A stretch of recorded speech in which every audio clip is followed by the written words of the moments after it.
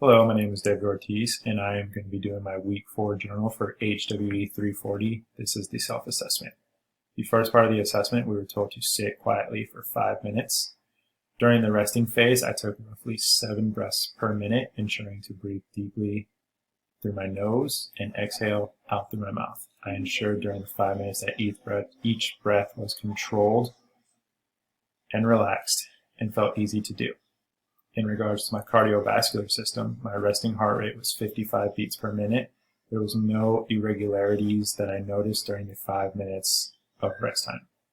My neuromuscular system felt relaxed and loose. No tension or stiffness was noted. My muscles were cold due to the fact that no muscular contractions were taking place during the 5 minutes of rest.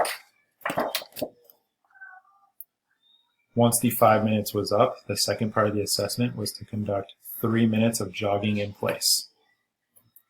Once I completed the jog, I retook my heart rate, and it showed that my new heart rate was 138 beats per minute and my new respiratory rate was 47 beats per minute.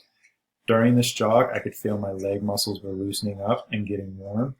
I did not notice any tightness or stiffness during the jog. I didn't notice a drastic change in my breathing, although there was a slight increase that was noted. Once the jog was completed, I moved on to the second stage of the assessment. This was to conduct 3 minutes of push-ups. During the 3 minutes of push-ups, I was able to complete 86 of them. I ensured to use proper form, breaking 90 degrees on the way down. I could feel my chest getting tighter and filling with blood and my muscles being stretched. I also noticed activity in my back. This included my lats and my delts. I began to feel this during the descending portion of the push-up. I also noticed that I began to feel fatigue right around the 2-minute mark and an uptick in my breathing getting quicker. Conducting exercises over a long period of time will enable the cardio, neuro, and respiratory system to adapt from exercise. The respiratory system increases the maximum oxygen uptake, otherwise known as VO2 max, and an increase in lung capacity. VO2 max is the maximum amount of oxygen a person can use during exercise. This is improved through regular training activities. Increases in VO2 max means that you can exercise longer before you begin to feel fatigue. Increased capacity in the lungs references expanding, allowing greater quantity of air to move in and out.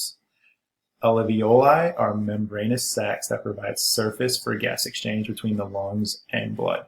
Regular exercise leads to more alveoli in the lungs, which then allows for more gas exchange to occur. Cardiovascular adaptations include increased size of the heart.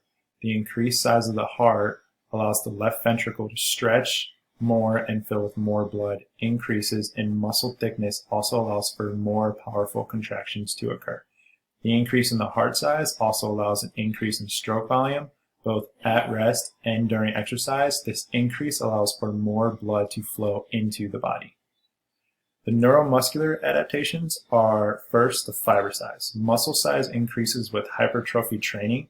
This is due to an increase in the number and thickness of actin and myofasciin filaments.